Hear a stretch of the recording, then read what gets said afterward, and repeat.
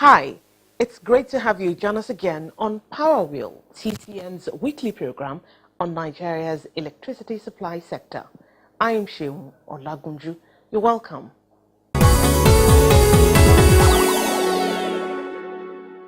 The management of the Transmission Company of Nigeria, TCN, has promised to complete the ongoing 2x60 MVA substation in Amaziri and the proposed 150 MVA 330 132 kV substation in Abakaliki, both located in Ebonyi State, soon in order to improve power supply to the state.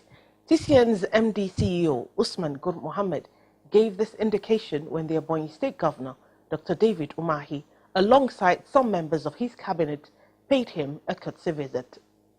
Mr. Mohammed, who stated that TCN needed to expand the level of flexibility and capacity to areas not adequately served with electricity, informed his visitors that one of the major problems affecting TCN's grid expansion across the country is the issue of right-of-way, payment of compensation and land titles. We need to have some level of flexibility and expand the capacity to reach certain areas that are not well endowed with power as at now. In doing that, we have to review our operational planning, the way we do business. And one of the things that we started and which is working is collaboration with state governments. We discovered that one of the biggest problems we have in laying the infrastructure or expanding the infrastructure is the issue of right-of-way. So we started collaboration with one state, which is Bauchi State. And surprisingly, we discovered that it is working. The MD reiterated the commitment of TCN to work with the Ebonyi State government to complete the existing and ongoing transmission projects, noting that such collaboration will help in getting the two substations completed on time.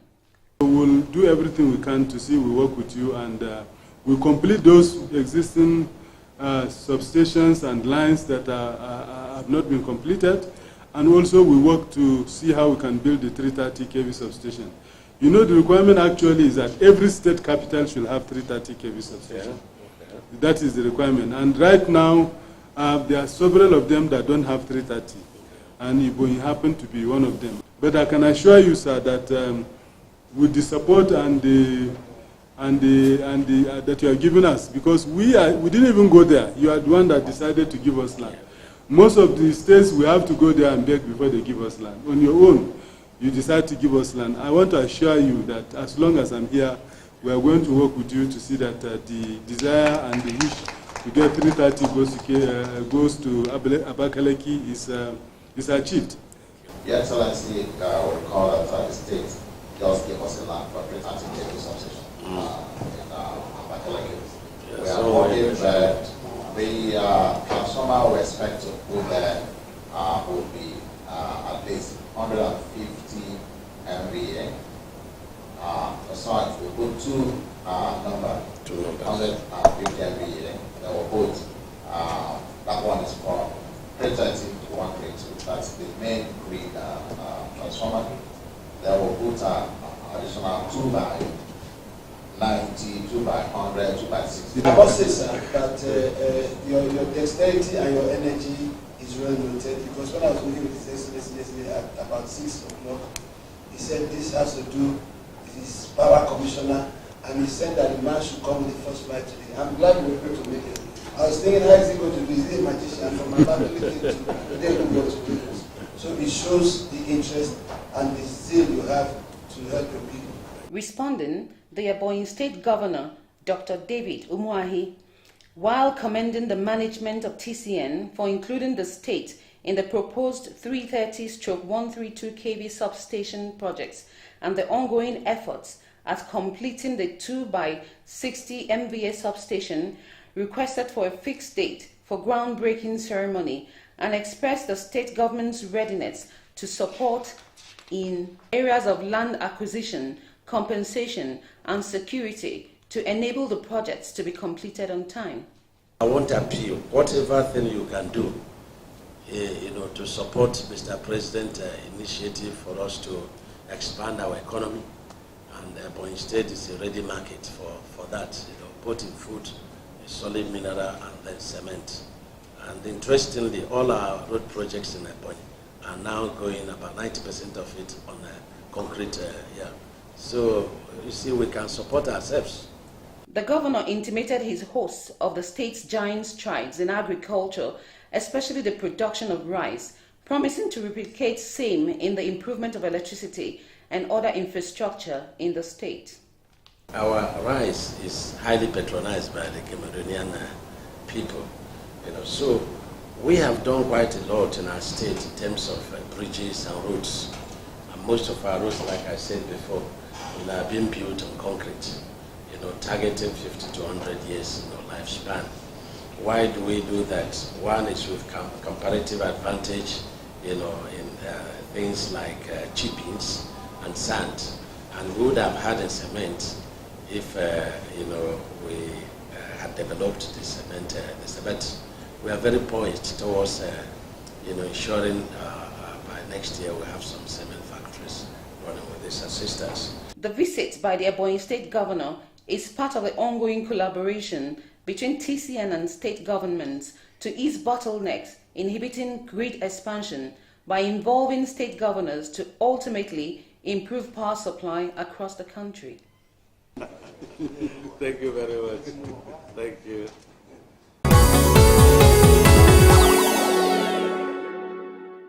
On Tuesday, the 4th of April 2017, at about 7 a.m., hundreds of able youths in Owerri, the Imo State capital, viciously attacked the Owerri Work Center of the Transmission Company of Nigeria, TCN, destroying properties worth millions of naira, including official vehicles, the fence and security house. Chanting war songs for several hours, the youth threatened to kidnap the work center manager until the Enugu Distribution Company, EEDC, restores supply to able community, which had been in darkness for several weeks. As a result of this attack on TCN over a matter concerning distribution, the Aloji Owerri lines 1 and 2 were out of service for 9 hours. Engineer Kadiri Ozigi Obori is the principal manager, PMT, Owerri Transmission Work Center, one of the work centers under the Port Harcourt region of TCN. He spoke to Power Wheel on the unfortunate incident.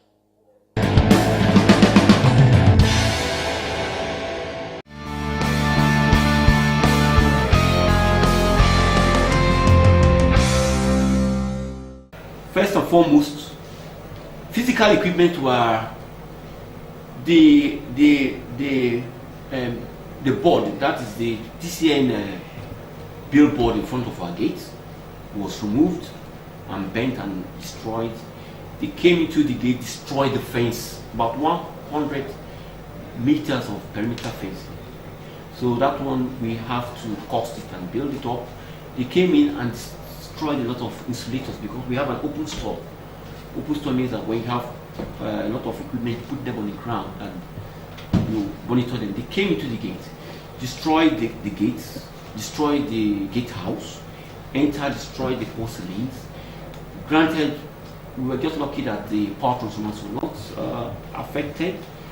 But the gatehouse, the vehicles, one of the vehicles, the service vehicles were destroyed. But we just thanked God for life then. We were just thinking about life. But the cost of those things, we valued them. They're about more or less plus or minus 5 million.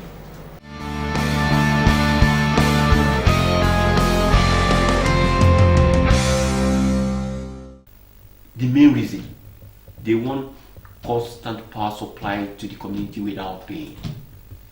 That is it. Secondly, they brought up secondary issues that these transmission towers were causing cancer and all that. And I told them, I said, the environmental impact assessment of transmission lines has shown that this thing is only effective to about just 10 centimeters. It's not so you are hundreds of meters away from it. It doesn't just affect you. So it's nothing. We stay with the equipment here every day. We touch it. And we are not dead. So that is not doesn't hold water. They came up with the issue again that that this land was supposed to be used for farming, and we are disturbing it, we're not paying them. We said, well, there are rules of engagement of the power authorities. If you had cash crops, they pay you. But there was nothing here when they came. But I will not argue for them. Send your papers, send your report, send your grievances to the authorities, and they said they did that. So we are still looking for an amicable solution.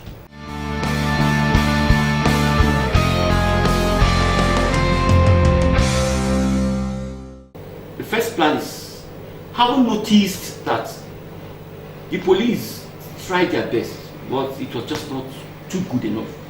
I want to commend them too. We will need armed soldiers around. We're not saying that you should come and shoot anybody, but their rules of engagement too is a bit different from that of the police. So I think they are more forceful than the police themselves, because the police obey so many rules and all that. But with them around, they could meet force with the youths. We believe that will reduce the incident. Then we have done so much again. You find out that we have moved them into the compound far away, and we have also asked our GM that we need those fences repaired as quickly as possible in order to make sure that, aside from having lost so much, we don't continue losing things, because it's now an open field. And the GM, just like I said, very proactive, is helping us. He wants to do so much. He travels to Abuja, he talks to them in Abuja, tells them about our predicament, and Abuja has promised to help us.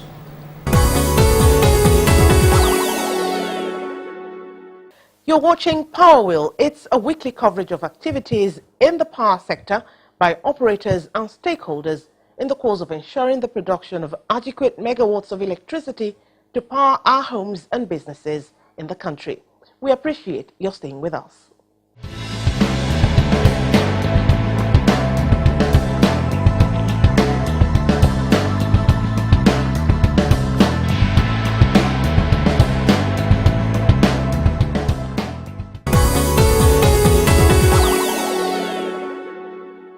Now, the Transmission Company of Nigeria, TCN, has numerous substations linked together in the country to form the national grid. These are responsible for the evacuation of power from generation companies, GENCOs, to consumers through the distribution companies, which are called the DISCOs. The Oshogbo Transmission Substation is one of them. The Oshogbo Substation is very important in the national grid network as it forms one of the tripod legs in the Benin-Oshogbo-Lagos power triangle for the evacuation of power from the source to the major load centers. Now, the power triangle is vital for stability and operational efficiency in the grid network. Commissioned in 1968, the substation not only hosts the National Control Center, it also connects the thermal generation to hydroelectric power. Hence, it could be described as the heartbeat of the national grid network. In continuation of our focus on electricity production, the Assistant General Manager, Transmission, Oshogbo Sub-Region, Engineer Olaniyi Oladele, took Power Wheel's Mayowa Adewale on a tour where he shed more light on the operations of the sub-region. The one behind us is from Oshogbo to Jeba. We call it Jeba 1. The one far off is from Oshogbo to Benin. And that other one is the one that goes to Gama through Jeba.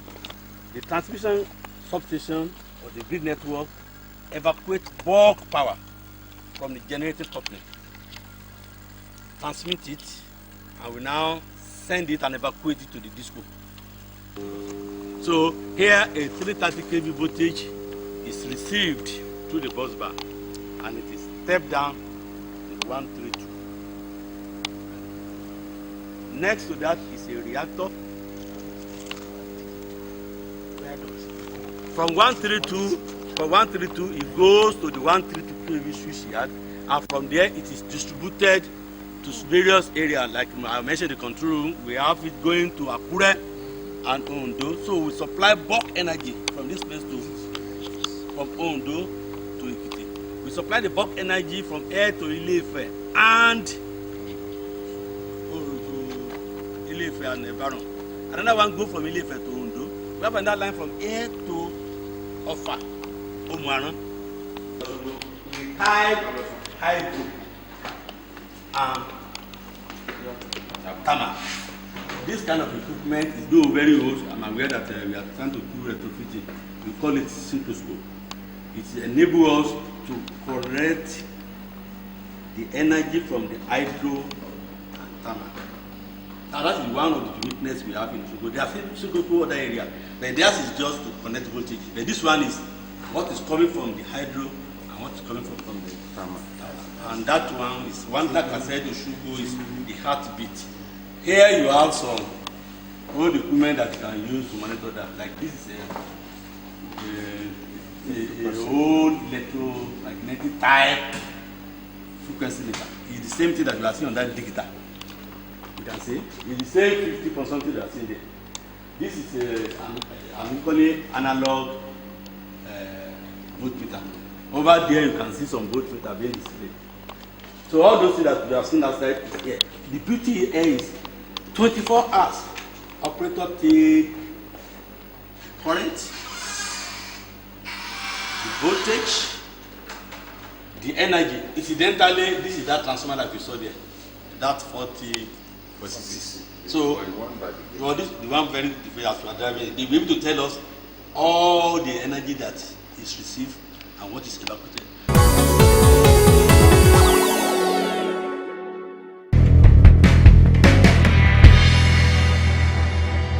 The Rural Electrification Agency, REA, recently signed a Memorandum of Understanding, MOU, with 8 federal universities and 1 teaching hospital for the first phase of the federal government's Energizing Education Program. The program aims to provide uninterrupted power supply for 37 federal universities and 7 teaching hospitals in Nigeria through the utilization of off-grid captive power plants in a bid to resolve power challenges in institutions of higher learning in the country. The first phase, which will include 9 institutions and should be completed in 2018, benefiting over 300,000 students and staff. 7 of the 9 planned power plants, 10.5 megawatts, out of a total of 26.56 megawatts, will be fueled by solar energy, in line with the federal government's energy mix policy. The program will also install street lighting to enhance security measures on campuses, develop and operate training centers on renewable energy, and eventually extend the uninterrupted power to improve the quality of lives and economic opportunities in the surrounding rural communities.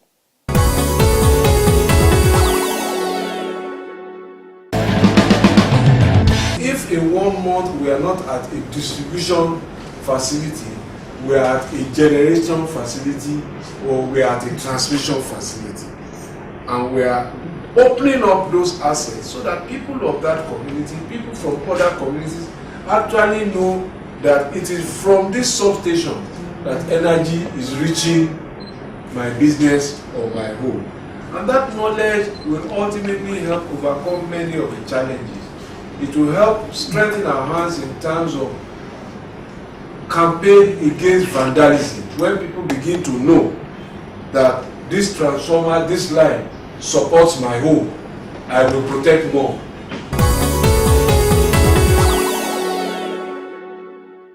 TCN's MD CEO, Usman Gur Mohammed, in preparation for commissioning by the Minister of Power, Works and Housing, Babatunde Fashola, took an inspection tour of the newly constructed 2x60 MVA 132/330 kV transmission substation located in Kukwaba, Abuja. The inspection tour took the MD and his team to the station switchyard, the 2x60 MVA power transformer, the control room. Speaking after the inspection, Mr. Mohammed noted that the purpose of the visit was to ensure all was ready for the commissioning of the station by the Honorable Minister, preludes to the 17th edition of the monthly meeting of the operators in the power sector. The project was awarded a long time ago, that is 2006, and the first contractor could not finish it. We awarded it to News Engineering. Yes, the work was going on, but not at the pace that we like. So we decided to deploy our engineers to come and complement the effort of News Engineering. So that's why we want to find out what they're doing and how far the work is, has progressed. We are hoping to commission this substation in the next 2 weeks. We hope that the minister will come and commission the substation. Commenting on the progress of work at the station, the Director of Corporate Services, Abuja Electricity Distribution Company, AEDC, Engineer Edubiyi Bimbola, who accompanied the TCN MD on the visit, expressed optimism that the coming on stream of the station will help in improving power supply to electricity consumers in some areas of FCT, such as Lugbe, Lokogoma, Game Village, Uye, and Sun City Estate. We are really keen on the quick completion of this project because it is very necessary for us so that we can improve supply to our customers, especially in Lugbe area, Lokogoma, Apo, and part of central area. From here, initially, we are going to have 3 feeders are radiating from here to feed those areas I've mentioned. And in future, very soon, hopefully before the end of the year, we increase that to 6 bays that will take power from here to supply our teeming population in FCT and the environs. We are already on gear, we are prepared, we are working together with our TCN colleague to make sure that the project is ready for commissioning for the minister any moment from now. The MD, who was taken around the substation by TCN engineers who also work on the project, expressed satisfaction with the performance of the engineers.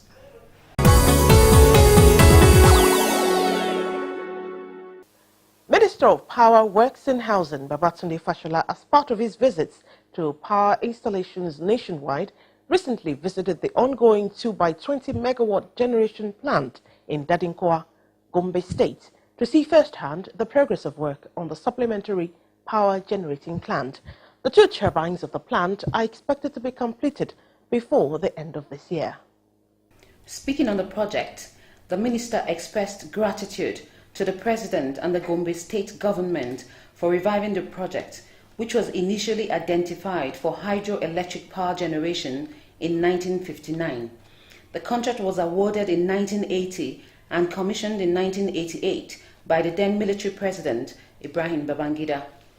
President Buhari is responding to this, demonstrative of his commitment to ensuring incremental power. So we also have to thank the Gombe State government for the expression that they have shown to take this power on a dedicated basis, and the Lafarge, who also need the power for their industry, and also the University of Maiduguri, who have committed to offtake the power. So this makes this project therefore now commercially viable in terms of collection of revenues to keep it going. Mr. Fashola said that being largely agrarian states, Adamawa and Taraba would also benefit from regular water supply for irrigation from the dam. Are still challenged by dependence on rain-supported farming, when they can actually have all year-round farming. So that is another commitment of the President to improve year-round farming, improve yield, improve income to farmers, and also build food security for all of us as a people. So this has the capacity also to support farmers, make sure that they have water throughout the year, and therefore they can plant more and harvest more, and also make some more money. The Dadinkowa Dam is located 5 kilometers north of Dadinkowa village and 37 kilometers from Gombe town along Bew Road. The reservoir has a capacity of 800 million cubic meters of water and a surface area of 300 square kilometers. It has a potential as a source of fish, but nothing serious was done on the electricity potentials until recently.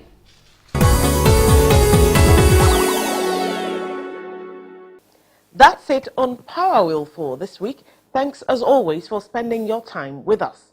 As we leave you, let's urge you to once again be very cautious with electricity and electrical installations this rainy and flood season.